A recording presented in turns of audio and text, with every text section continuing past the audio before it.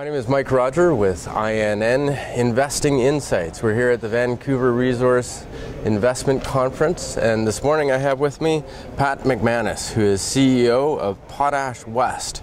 Potash West is listed on the ASX under the symbol PWN and on the OTCQX under PWNNY. Good morning, Patrick. Thanks for joining me. Oh, good morning, Pat. Good morning, Mike, and thanks for inviting me.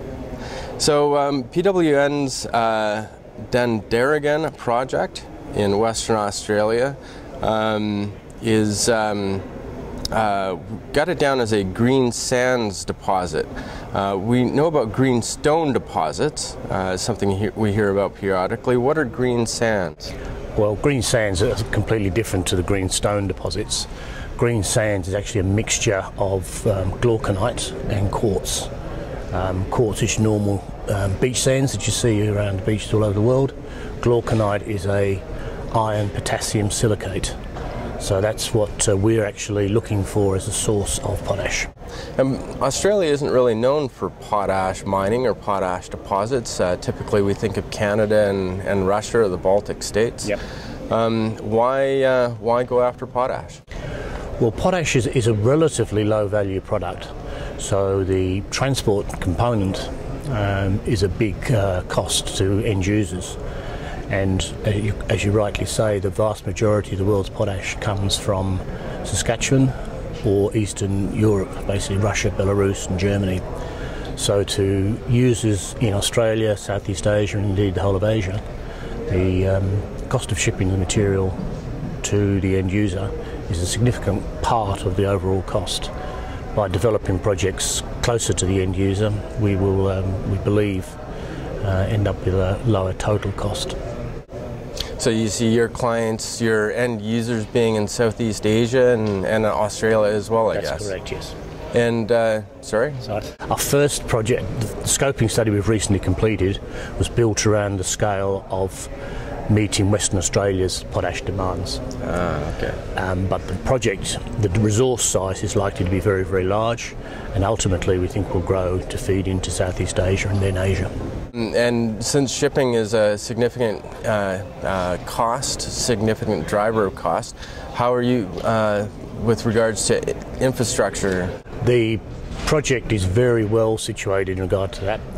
We're about 50 kilometres north of Perth, and the project area, we've got about 3,000 square kilometres of ground under tenure, which stretches for about 150 kilometres north and about 20 to 30 kilometres east-west. There's a railway line on the eastern side that goes to Geraldton Port to the north and Fremantle Port to the south. There's a gas pipeline running through it, there's a high voltage power line, a couple of country towns in there, so we've got a workforce. It's very well situated for an industrial minerals product. Good. You're listed on the OTCQX. Is that something you've had success with? Something you'd recommend for other Australian companies? I think it's a bit too early to say yet as to how successful it's been. It's a relatively low cost action. The background to it though was we had a fair bit of interest from North American investors shortly after we listed 18 months ago, and spent a bit of time in North America talking to potential investors, and for some of them they felt that the trading on the ASX was just a bit too far for them, so they wanted something more close to local. So we've done the OTC, and we'll give that a year or two and see how the volumes pick up. So your project will be an SOP or sulfate of potash project. Can you give us a quick overview of how that differs from regular potash? Yeah, quick background. In the world potash industry, probably 90% of the potash is MOP, potassium chloride, and about 8% or so is SOP. Some of that SOP comes from natural sources, as potassium sulfate deposits or brines, and some of it is also chemically produced from the MOP. They take the potassium chloride and convert it to potassium sulfate. Our glauconite, our raw material, is actually a potassium silicate. Okay. So we would have the ability to dissolve it either in hydrochloric acid or sulfuric acid and produce either MOP or SOP. Okay. SOP is a preferred product in the marketplace because it doesn't add to soil salinity problems in some regions where that's an issue, and also in some specialised fruits and vegetables it doesn't poison the plant as much as the chlorides do. Right. So it's a preferred product and typically gets a premium of plus 20% over the MOP. And it's also a lower cost for us, starting from a silicate, a lower cost of production using the sulfate route.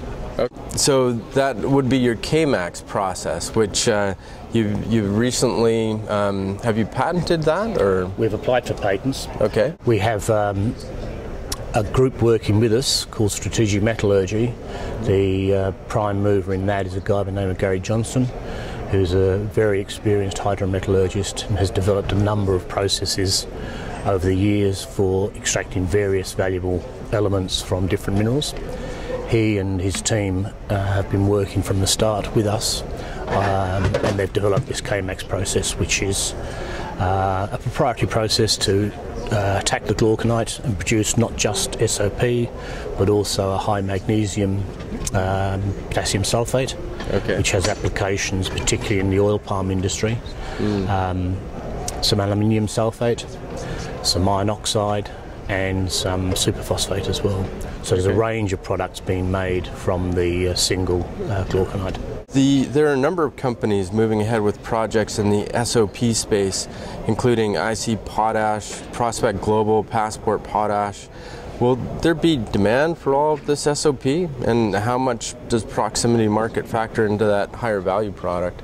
The general view, I think, of the industry market analysts is that if all of these SOP projects get up and operate, that the premiums enjoyed by the sulfate market will shrink, and it'll just get back down to the effective price of potassium.